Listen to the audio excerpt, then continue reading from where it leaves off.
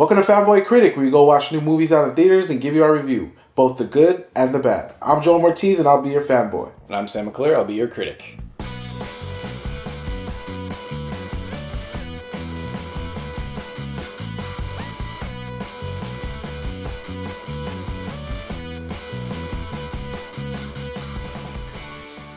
Alright, it's 2018. We've been doing this for exactly a year now, giving you our reviews of the movies out in theaters, but guess what? Sometimes we miss a few. We don't always get screeners, we can't always make every movie. Unfortunately. So we are actually going to do a roundup of all the movies that we haven't seen, and at the very end, since it is award season, we're going to name our top three, because frankly, we can't pick our top one, and if we did, it'd probably, for both of us, be Star Wars. Yeah. What were the movies that you saw this year that we didn't get to actually review? One that really stood out to me was definitely Atomic Blonde. Atomic Blonde was a really good one for me. I love the story. There was a really great twist in the end, and the acting was really good, and the action was awesome. And I love the vibe and how it was filmed. I thought the twist was a little silly, but other than that, I think it was a pretty decent action flick. Brigsby Bear. I saw Brigsby Bear. It was really weird. Kind of like a Napoleon Dynamite level weird indie film. As far as it goes, it was good for that, but that being its genre, that has severe limitations, so it only carried my interest so far, even though it did have some high-level actors like Greg Kinnear in it, but even then. The Babysitter, another Netflix original. That one was really good. That blew me by surprise. I was really bored one night, and I was just like, yeah, let me check it out. That blew me by surprise. I actually thought that one was a really fun movie. It didn't take itself too seriously. It was actually really self-aware of how ridiculous it was. A little shallow. It didn't have much depth to it, but it was fun. It was fun. It was funny. It was hilarious. Yeah, I liked it. So The Darkest Hour was basically the opposite side of Dunkirk, where the politicians were deciding how to help the soldiers out in France. And it was a lot about Winston Churchill and his demeanor during that time frame. Gary Oldman did a good job, but it didn't really enlighten anything about the situation. It didn't make me feel anything differently, didn't learn anything new, and frankly, the director had no vision to it. It was just kind of like, we're going to place the camera here and go. So, didn't have real heart to it. It wasn't bad, it wasn't great. What are your thoughts on Bright? I feel like Bright could have been better, and there's definitely potential, and they're obviously opening it or expanding it in the Netflix universe, and I'm excited for that, but I thought Bright was okay. Bright is a classic Max Landis property. It starts off with an interesting premise, and it just is completely terribly written. Whatever. Joel Egerton did well, but the writing was terrible. The story was pretty lame. I mean, all in all, that's what Max Landis does. He does a good premise and then just pisses away the rest. So, The Disaster Artist, I have to admit, was pretty good. I'm not a big James Franco fan. I think he's pretty highly overrated. He actually hates him. That being said, the movie was actually really good. It brought a lot of light to one of the worst movies in history, and it brought some heart to that. He really did actually believe that Tommy Wiseau was trying to make a good film and was doing his best, and that's a good story to tell, and he did a good job of it. If you haven't seen The Room, then this movie will really not do much for you. How do I feel about The Foreigner? I felt like it was a film that didn't really need it to be there. There was no reason why Jackie Chan needed to do this, and there wasn't even much acting from him. The story was pretty cool, but it was something I wouldn't watch again. Yeah, I mean, I think I may have liked it more than you, because this was purely... Here's Jackie Chan still being awesome and doing his own stunts and being a badass. Like, he's, 50? True. At least 50s, maybe 60? That is one thing I'll give up to him. He is really old, and he was doing what Jackie Chan does. Yeah. This was the perfect Jackie Chan movie, I feel like. It was just him doing action with no real acting, and I felt like the story was a little contrived, but other than that, the action was cool, and it's Jackie Chan. Jackie Chan doing Jackie Chan. Okay. I convinced you, didn't I? Yeah, you kind of did. Good Time was a good time. There's no way to avoid saying that. It was actually a really good movie. Robert Pattinson, the man can act. I ignore the Twilight movies. The man can act. His last couple movies have proved he's actually a legitimately great actor. And this movie was very simple, but it was constructed so well and written so well and acted so well that I think it deserves a lot more attention than people gave it.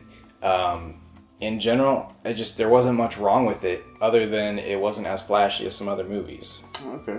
Coco. Oh my god. That movie did it for me. I can't even explain how good that one was. It blew my mind. I was kind of mad that I didn't get to watch it in theaters. I actually watched a screener. But I'm maybe going to see it again in theaters if it's still out there. But the story was awesome. It was really heartfelt. I was in love. I loved it. And it was pretty original. This was definitely the best Pixar movie I've seen since Toy Story 3, I would say. Yeah. Which I think our collective memories feel like Toy Story 3 was pretty recent, but that was actually 7 years ago. So it's a good movie. It's original. It's heartfelt. Yeah, I loved it. Icarus on Netflix was actually fantastic. It was about sports doping, and I really couldn't care less about sports doping.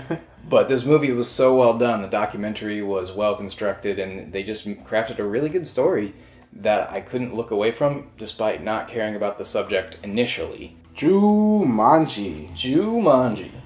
That one took me by surprise, because that movie was hilarious. It was just really funny. It was action-packed. I really loved it. I feel like they were just using the name Jumanji and had nothing to really do with the original one. But overall, I was really happy with the film. Really, the biggest problem I had with it was like the opening premise. They're like, who plays board games anymore? I was like, you. You. I play board games all the time. They're awesome. Yeah. I think, the biggest problem was the premise of turning it into a video game. The rest of it was fun enough. They could have made it anything else. They're just kind of banking on the name that already happened. Mm-hmm. I, Tonya was really well acted. Okay. So Allison Janney definitely deserved her supporting actress Golden Globe. I think people were a little upset that Margot Robbie didn't win. Her acting was serviceable. It was good. But in the end, the story didn't really do much for me. And I think the crafting of the tale was the worst part about it. Again, it was a director with no vision. They could have done a lot of cool things with this movie, this story, and it was just kind of bland. Again, they just set up a camera and let things play out. They don't have a story that they're trying to craft. Lady Bird. Some indie film that didn't feel indie. I don't know. Lady Bird was... I don't think it was the best movie of the year as they claim it to be. It was okay. It wasn't like a scene turner for me. I don't know. It wasn't anything amazing. Her acting was really good. Yeah, Saoirse Ronan is always good. Yeah. Laurie Metcalf was good. It just didn't do that much. It's every other coming of age indie story where it's a teenager that's doing awkward things and experiencing some pains of life. It's nothing out there. It's nothing groundbreaking. It was fine. It's not going to stand out among the other indie movies about coming of age young teenagers. Sorry. I Love You Daddy was Louis C.K.'s movie that came out pretty recently after his sexual misconduct allegations. It's an interesting movie that's not entirely funny at all, but given his allegations, actually he admitted to what he did. It's extra creepy after that. The drama is well written, but after everything he said that he did, it just plays out like this was his real life, and he's just trying to justify his creepiness with this movie as he's the main character, and we're supposed to empathize with him being creepy towards women and actresses. Kind of want to check that one out. Yeah. Logan Lucky. I absolutely loved that movie till the very end. I felt like the story was so good, and then he just throws everything away in the end. And I was so pissed off, like this was a waste of my time. You didn't throw everything away in the end. Oh no, he didn't. Oh, I totally forgot. I'll take all that back. Actually, that movie was really good just because it totally tricked me right now. But no, Logan Lucky was really good. I think all the actors played each other really well and worked well together. And that was probably the best part about it. And it had a crazy twist in the end that I almost fell for. I totally forgot that. Even after the fact, you fell for it again. Yeah. I think that all the actors did a great job. I think the script was very clever. again, this is another one where they just had a armchair director that just set down a camera. It could have been over the top amazing with some good direction and some really quality crafting of the tale.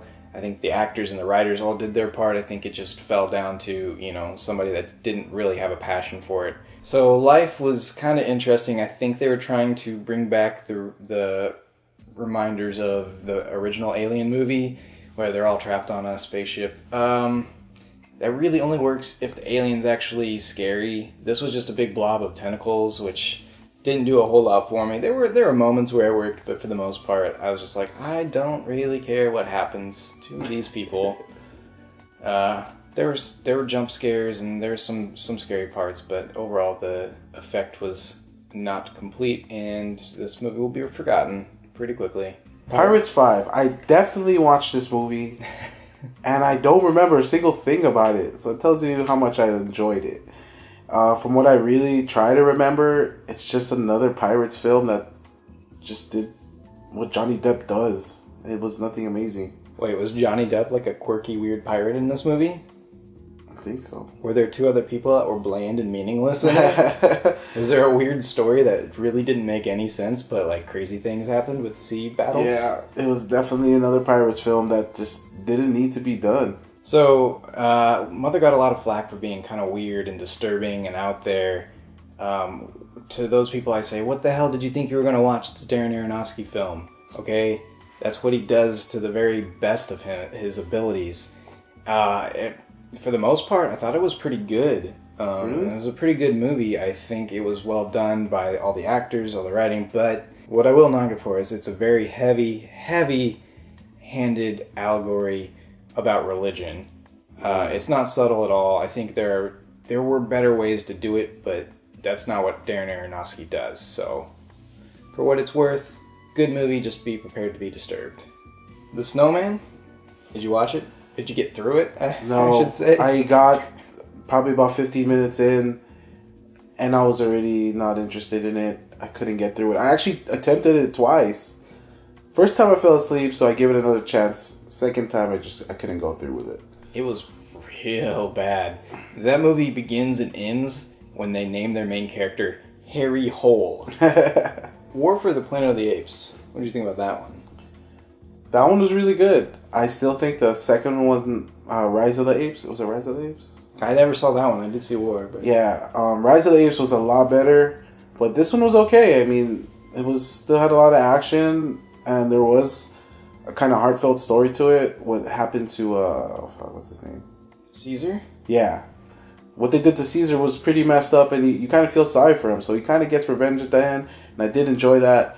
But overall, I feel like it was nothing amazing. Yeah, I watched it. I think maybe I'm just a sociopath, but they were trying too hard to make me care about what was happening to the apes, and I was just like, no, humans for the win. I don't really care about the apes. So the whole time I was supposed to be rooting for the people that I didn't want to root for. Alright, so I don't want to end on a negative note, so we're going to do our worst of the year first, and then we'll go back and do our top three, because frankly we can't pick a single top one for either of us. We might both pick Star Wars if that were the case. But worst movie of the year. Justice League! Oh, good point. Good point. This is so hard. It's definitely between the Transformers film and The Mummy.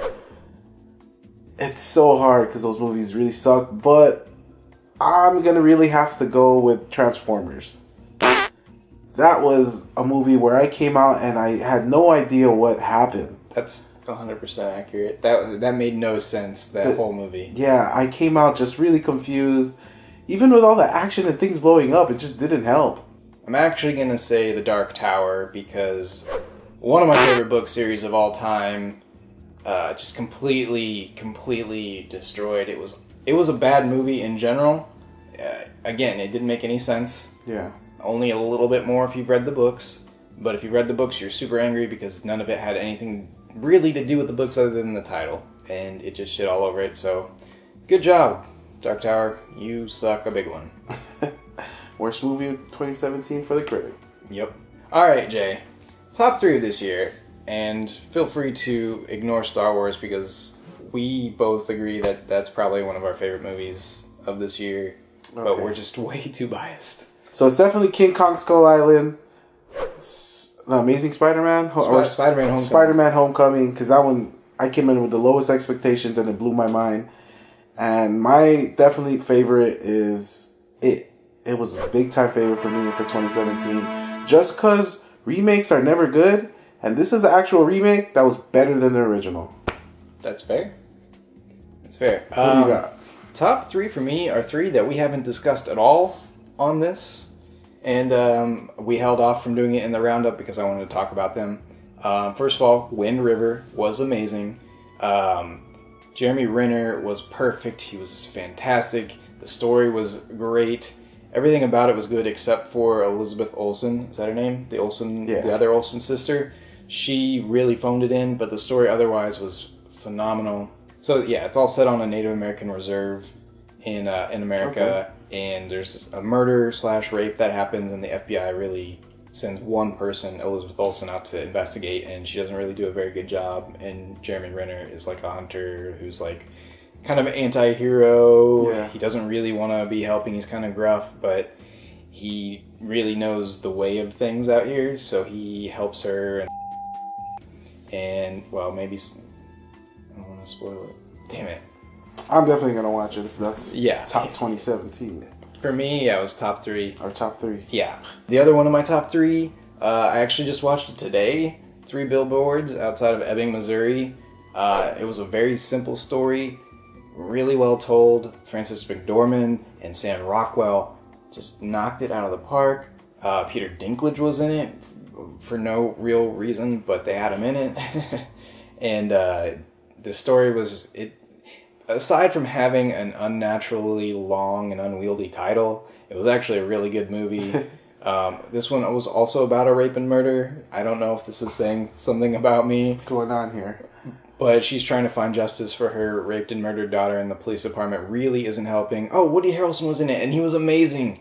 Oh, man, there's so many good actors in it, and you can tell because the script was very good, and the story was quality. I think they added 20 minutes to this movie that didn't need to be added.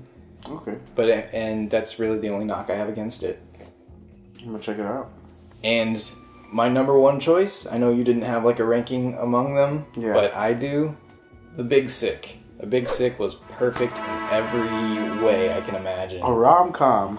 It was more of a rom-dram. Rom-dram? Okay. Rom-dram. But it was funny. It was heartfelt. It was, it was sad in the right places. But those were all in the proper measurements. And the pacing was perfect.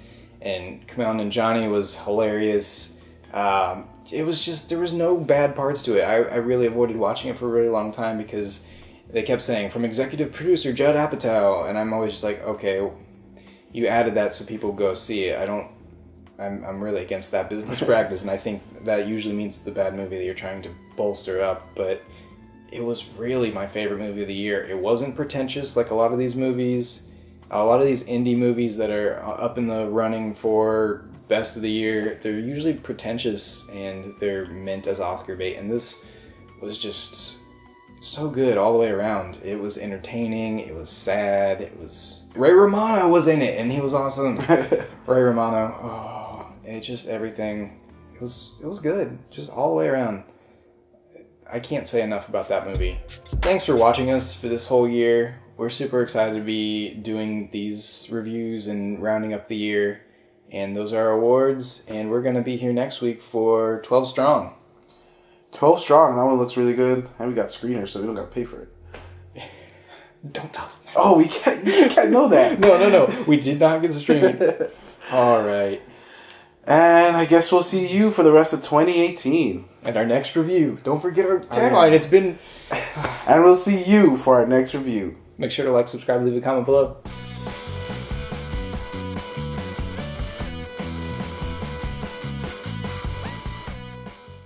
I love you, Daddy?